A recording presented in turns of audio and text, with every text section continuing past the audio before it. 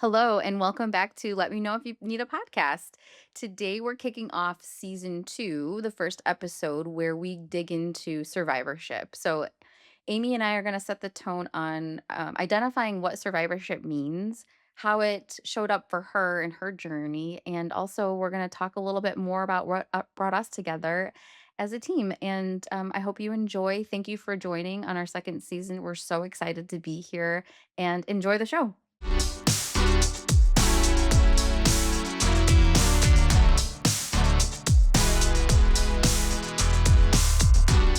This is our first episode for season two. It's Amy and Kristen only. We had a ton of really great guests on season one, I think. And I just felt like everybody we had was very inspirational, had taken a shitty situation and had done something really positive with it, which was great. I have to admit, I love these one-on-one episodes that we get to do together, but having the guests on make it a little easier to Oh, it get is through those nice. 30 Mm-hmm. minutes. So Mm-hmm. that on top of it is really great. So I love that we're kicking off this season talking about survivorship. Let's open it up. Like I would love for you to tell people what that means. Survivorship is you have a diagnosis. It typically is centers around cancer. You move out of that diagnosis, and what we have done historically in the medical field is we like button you up, we send you on your way. You now can maybe come in once a year or once every 6 months, and then sometimes you're even released and you don't come back at all, and you're just kind of like left to your own devices. And what we're realizing, and I think what more people are speaking up about, is that the emotional, physical, all the wreckage that kind of comes, especially with cancer, because of, especially if you had chemotherapy or you had a surgery, physically, you probably look different. Hmm. Mentally and emotionally, you feel a lot different. And just now, like the medical field is starting to realize, like, oh, perhaps we should address that and not just send people on their way Right. It's like, to let's be forget left that to this their own even devices. happened. Let's move forward. Yeah, Yes, and I totally. think it also translates it like from the medical field, it also moves into or it's good to talk about other people understanding also where someone might be because I think Hmm. then you can show up a little bit better for friends and family that maybe have been through this. Um, but also just like I just would like people to be okay with talking about uncomfortable things. Yeah, I'm with Like I you. think a lot of times when I talk to friends, more superficial friends maybe or social acquaintances, like they don't wanna hear that you're not okay. You can Yeah. visibly see if they ask a question like, "Oh, how are you doing?" They want you to be like, "I'm good, everything went well," like and then that is a very nice, pleasing situation, and then they can move on to talk about Yeah. whatever, work or whatever it is. So, it would be nice if it was okay to just be like, "Well, this part's good, and this part sucks, and Right. maybe Well, we can chat about that." that kind of segues nicely into for those who don't know, like Amy, you recently just got some news that you were diagnosed with melanoma, and like a couple Mhm. weeks ago all of it's been removed and Tidied up. everything's good, and I feel like that's kind of a good segue into like how are you doing after all of that, and did that drum up more conversations from people asking you how you are, or was it the same kind of like I don't want to talk about it? Yeah, I mean, I had this random diagnosis of I had a biopsy, got some results. It was like a super weird, rare melanoma and had a surgical resection. And then luckily, that was all I had to do. Everything had came out with the surgery and the biopsy. So nothing else had to be done. And now I just have to move into this like screening where you go every 3 months for so many years and then I think six or whatever. Um, but I think with that, it's like the immediate stomach drop Yeah. when you I read it on my phone because it comes through your portal now, right? So you get all Hmm. your results before anyone even talks to you. Hmm. But it's like a bit of psychological trauma because all that just comes flooding back of like, oh my God, this I And not cannot do only that, this but like, again. wasn't it last summer you were just like, yeah, I'm clear, like everything's great, I don't need to come back for another, Yes. that cycle of like you having to go back from the breast cancer, it had just stopped, Yeah. and then this came about. Yeah. I had just left that I go to KU here in Kansas City, which is amazing. I love everything about it, but also love not having to go there. And then now I'm back there because that's where I chose to go back for this. But Hmm. I think, yeah, it's just like making sure people. have an avenue to speak about what happens afterward again because like there is no way in hell that you could go through a major diagnosis like that. Again, whether it's like stroke, heart attack, cancer, it could be anything like that, but you don't just all of a sudden are like, "Yep, I'm fine, everything's normal. Right. It's I'm always gonna be ready back to there. go back to work and do all the things." So, these conversations about survivorship I think are really just very important for anybody in that space and for anybody that potentially has a friend or family member in that space. So, not to start shit, but have people shown up for you What? differently? You don't have to name names. I'm just saying, like, have you noticed that, Hmm. what might have been people front and center have since stopped reaching out, or I don't know. And what would you say to Um, someone? What advice would you give? do you mean like in once your friend or family member is moved past treatment? Like Yeah, I once they're think like, "Okay, so. I'm Like, done." once they're done, how would you want them to show up for you? Have you witnessed this shift in support since you've been So, I not sick think anymore? what I have seen happen is there's like a big celebration, Mhm. right? So there's typically like the announcement, you get to ring the bell is like the kind of cliche end of treatment situation. And then there's tons of outpouring of like, yes, we're so grateful, praise be, whatever the saying you want to put. And then you run into people over the next few months and they're like, "Oh, I was so happy to hear." And all that's wonderful and that should be Mhm. celebrated, right? Like you made it through that. And then there's literally nothing. Like I think Yeah. I have two friends, you and Megan Copenafer has been dying for a shout out Oh, because Ben Megan. Copenafer got a shout out in season 1, Yeah, which but is we were kind of shaming unfair. him. Megan, we're Yeah, that's celebrating true. you. It's Yeah. different. I think those are the 2 people that have actually specifically asked, like, "How are you feeling about it?" Sometimes I forget how much shit there was. Like, I Yeah. literally like, when you're celebrating, you're doing the ringing the bell, and you're doing all the things. So, at that point, like, you're hairless, Mhm. right? And you also don't have eyebrows or eyelashes. Stunning. And then Lady. you go get a mastectomy, and then now you have like, I have no breasts. And so, like, my entire body image and body shape is completely transformed. That's, like, the mental load, right? Because then you're like, "How do I wanna approach the world? How do I wanna dress? How do I wanna Yeah. present myself? Do I wanna hide this? Like, do I wanna wear layers all the time?" That makes people super uncomfortable, like, Yeah. very, very uncomfortable to discuss. I think I've had one of my golf friends that's been like, you look really good. Like I see you're carrying yourself differently. I'm really happy for you that, you feel like it looks like you've like become a little more comfortable with your body. And everybody else is just like, they're just not going to talk about it. Do you think that it has something to say more about who they are as a I don't person, or how know. or your relationship with them? Because I feel like I guess I get into trouble sometimes because I'll wanna go deep with a stranger and be like, "Oh my god, so, like, you have no nipples, let's talk about that." But, like, not Yeah. everyone's like that, and, Yeah. I I don't mean, I'm know. wondering, I don't people think it's like a probably wanna personal be like, flaw or anything. "Sure." Yeah. I agree with you. Like if you're not close to the person, I would let somebody else open up before I would pry. But I think Mhm. once they opened up, then I might ask more questions. Right, like, once you drive the conversation and you're Mhm. like, "Yeah, I'm Yeah. okay talking about this." That's Yeah. not really what I find, though. I find even if I bring up the conversation, then it's, like, usually, like, "How far out are we? What club should I use?" And subject So it's like a change. 7 iron. Yeah. Yeah, it is. I mean, I know people are doing their best. We're Yeah. gonna assume positive intent, but that has to be such a mind fuck of like cancer is now the milestone in your life where you're like, okay, this was before the diagnosis, and Mm, then this is mhm. my life after. So like, how have you changed? How have you seen yourself change mentally? Obviously, you said physically, you've mentioned that, but like, how has that impacted you? What have you noticed that you've changed as a person? Well, can I start by saying what has not changed?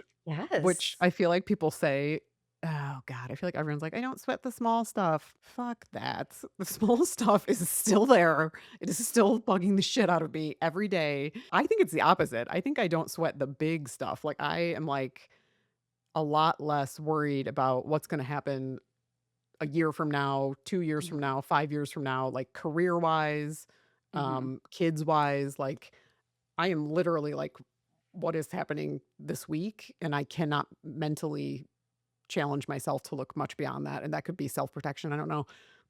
But I will say that there's no way that, like, I don't sweat the small stuff, and Right. I don't know, I think I do a better job, I'm more aware of needing to take care of my mental health, needing to take time for myself, needing to be very clear with, like, Jerry about when I need time or I need, like, to meditate or something like that, but I don't really feel like my entire outlook on life has all is, like, rosy or anything. If I may, one thing that I've noticed about you is you're not as susceptible to like negativity, and I'm not talking about toxic positivity. I'm talking about you catch yourself being like, oh well, that was dark, or like something like that. Like I think you're more aware of these things maybe, like, but Yeah.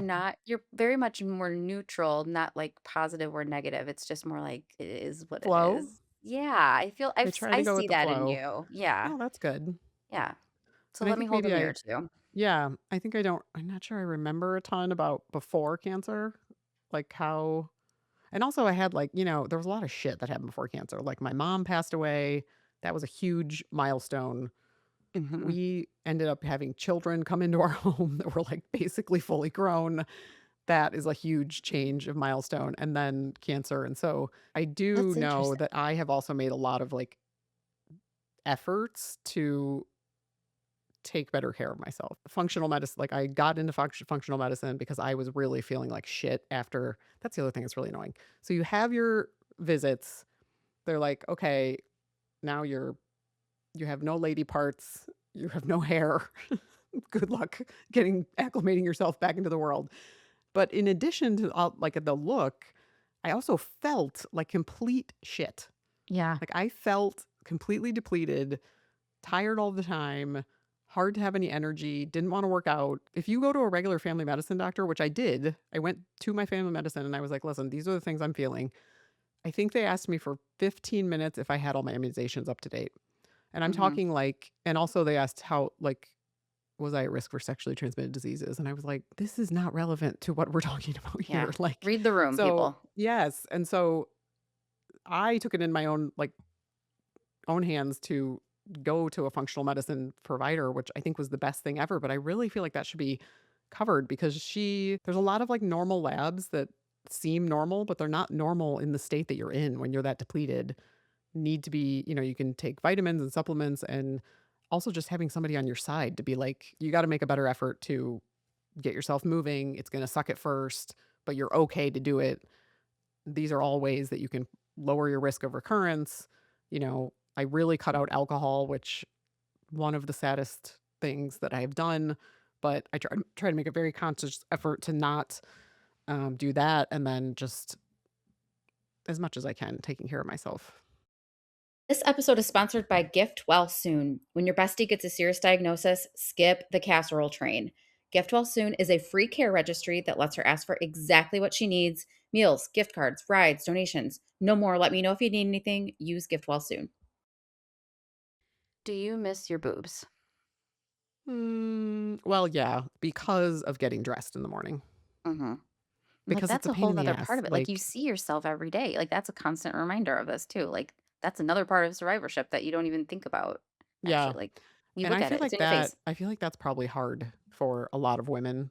I don't think it's as hard for me, and I don't know why, but I think, like, when I get out of the shower now and I see the scars there, I mostly have, like, a little voice that's like, "You're a badass." Mhm. But we were I just talking would about this the other day that I think I have, like, an overly confident sense of I was, like, driving to the golf course, and I was like, "You're gonna shoot par.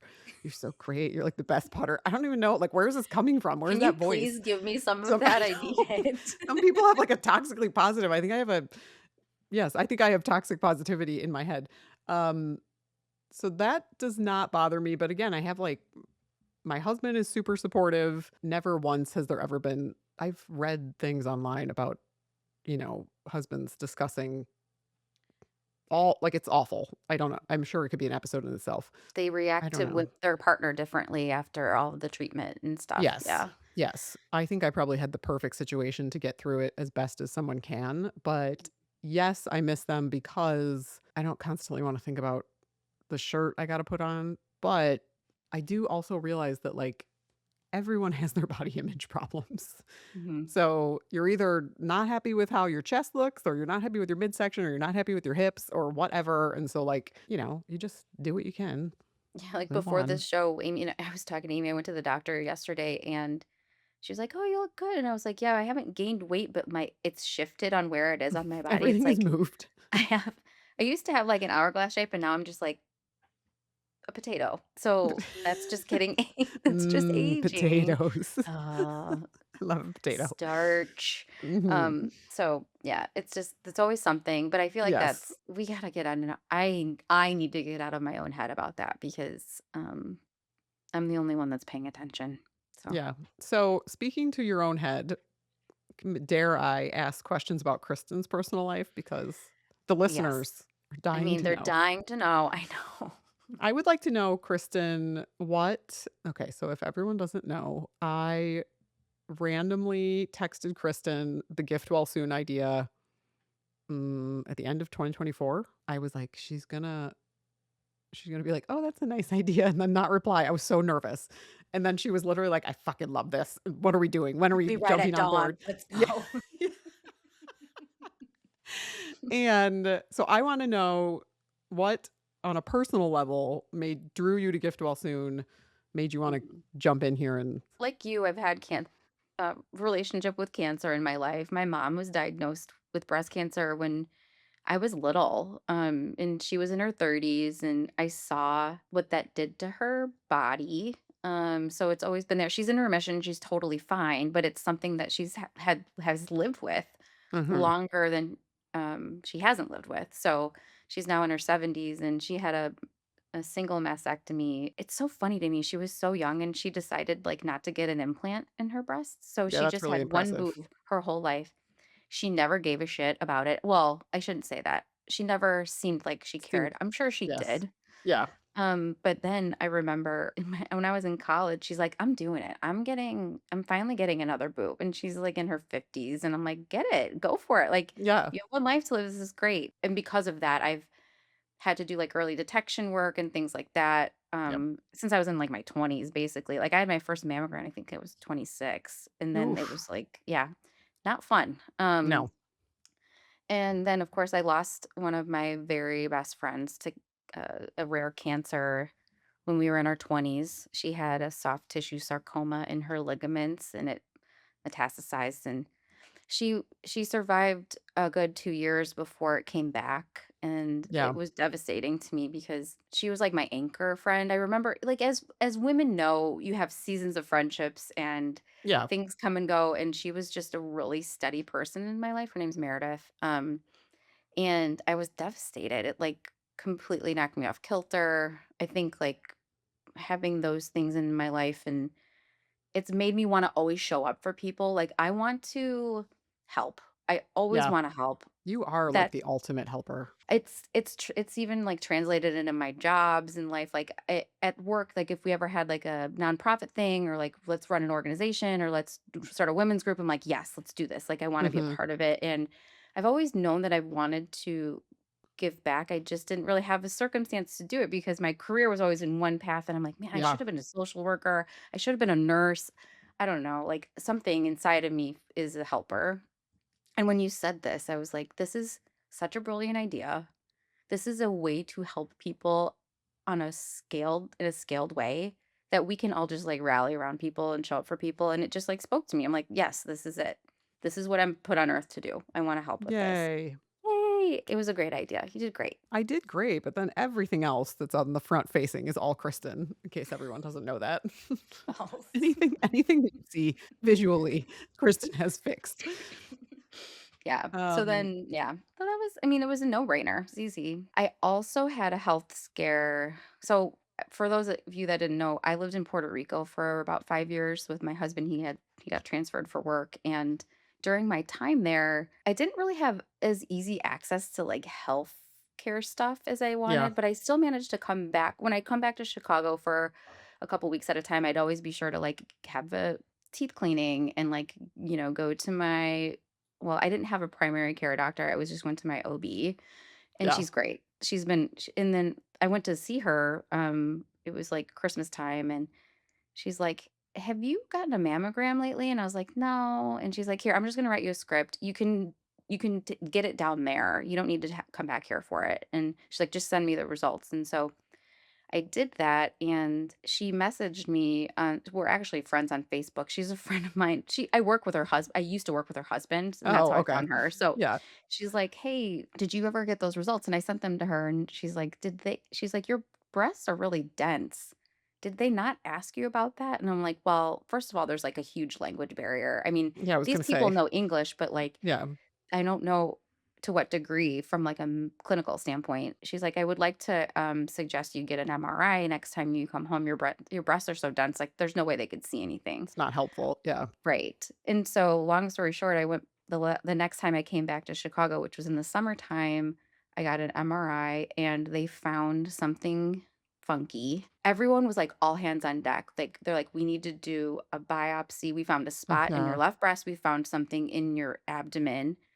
We need to get you in right away." Like, they moved so fast that it was scary. It's like, Yeah, if it's, like, nothing was overwhelming. really wrong, Mhm. you're like, "This isn't a big deal." We managed to get that done, during the two-week time frame that we were in, Chicago for just a vacation. Colin had to go back to Puerto Rico, so I'm by myself. I'm like, "This Mm. is gonna be nothing." Huge mistake. Like, I was very overwhelmed with what was happening, but long story short, they did an MRI and a biopsy on my breast. My abdomen was fine, but in my breast, they diagnosed me with atypical lobular dysplasia. So in human words, there's speckles behind my nipples. Like that's how Mhm. I understand it. And it's like Beautiful. precancerous cells. Yeah. And, with my family history and stuff, like it was scary. And as a result of that, you could treat it with surgery or you could treat it with medicine. They did not want to do surgery because probably the impact on that would be devastating to my body. And I don't know. They just opted not to. And I was for that, whatever. Yeah. But now I'm on this medicine that it's tamoxifen for those who know it. It's Lots of terrible. people, I'm sure. Ugh, it's Mhm. disgusting. I hate it. It put me into early menopause. I wake up and don't recognize myself, but at any rate, like what I keep hearing talk about survivorship, it's like, well, the alternative could be worse. And that's what I hear from my medical providers. And I'm like, yeah, that's not helpful. Like, I'm still not feeling great. I'm still getting the night sweats. I'm still like, I had a really hard time with like moodiness and I was like Yeah. weepy or angry. Like, Well, it was also, like, bad. the sheer amount of time that you Yeah. have to be on that Yeah. I have to be on it is for 5 years. that is Yeah. a very, very long time. Yeah. Uh, It's oof, brutal. yeah, So, but, it's again, would you rather have the alternative? No, I wouldn't, but I don't have a choice. yeah. And so there's that. So then like now every 6 months I'm going to the oncologist for either a Yes, mammogram or an having the MRI. stress.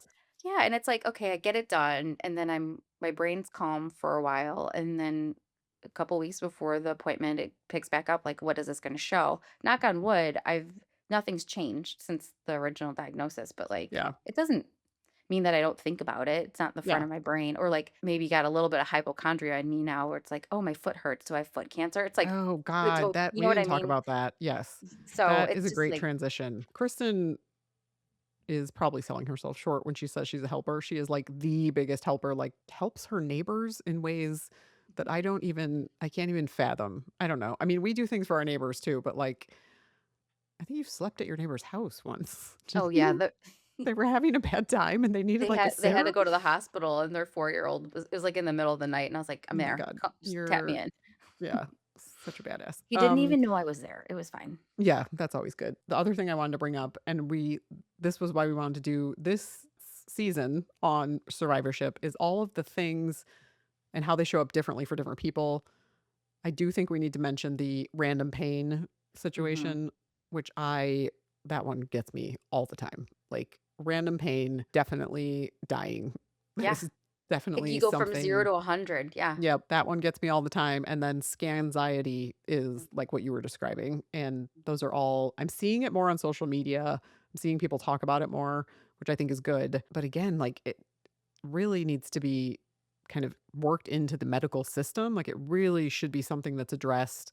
It should not be like, "Hey, come in and do all this treatment and or tamoxifen for 5 years and then, like, goodbye. Good luck with Right. your all your bodily changes." But I just think it's so timely too because women's health is coming to the forefront too. Like I think women are speaking up more. Like we need better studies.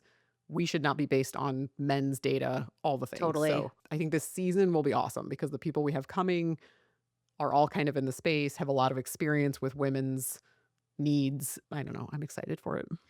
What do you think that this in an ideal world like this looks like from like healthcare systems to support survivors? Like I mean, what would I think it the looks more like like what they mental do it looks more like what they do for people after a heart attack. So, mm, after they have something called cardiac rehab after essentially anytime someone has a cardiovascular event, that includes typically physical therapy, it includes health education as far as nutrition. I don't know if it generally includes, like, mental health, but I'm sure there's a discussion about it. And now I'm seeing more discussions about cancer rehab. So cancer rehab, and that is follows a similar path. It should be physical therapy to make sure body gets back to baseline, is strong, depending on what surgery you had, and then um, some type of nutritional assessment, nutritional counseling. But I think for women, especially, it needs to be something hormone related because mhm. no matter what cancer you have, pretty much no matter what cancer you go through, whether even like thyroid, if you end up on some type of chemotherapeutic immunologic agent, hormones are going to be affected. And for Mouthful. That was a mouthful. got you. Uh, and for women, now we're understanding more that hormones are so important as we get older, where we used to think it was just like, off you go out to pasture. Godspeed. Godspeed to Take her you. out back and shoot her. Exactly. So, if anything, hoping to bring these conversations, just doing our part, right? We're just here to do our Yeah. part. Well, I'm excited about this season. It's gonna be great. Like you said, we've got some great people lined up and share with everybody, man. Go deep with those conversations with your friends who've gone through it. I think that's important. And if Yeah, they open the door for those conversations, you should take walk it. right through it. Walk right through it. Yep. Mhm. Ask Don't them be about shy. if they miss their breasts. Yeah. Correct. All right. Is All that it for right. Well, today? this was great. Yeah. Thanks for playing. Also, like, subscribe, send Share. us an email, go to our website, Yeah. lmkpod.com. There's a place you can contact us. If there is something you wanna hear about, we are all ears because so Yeah. If we far I think haven't we have talked about what? Season something, yeah. 2? And then Yeah. we haven't decided on season 3. So, Yeah. if there's something you wanna hear about, there's room for it. We're All down for right. it. Thank you. Have a good one. Bye. Bye. Thank you so much for joining us on this kickoff of season two's episode of Let Me Know If You Need a Podcast. We hope that you walked away with some sort of understanding on how you can show up for people once the casseroles start coming in after diagnosis or illness. And we look forward to you joining us next week where we have a repeat guest, Nikki Staub, who's incredible. And she talks to us a little bit about what survivorship looks like and how you can take care of yourself. And thanks again for joining. And please rate, review, and subscribe wherever you listen to podcasts. Thank you.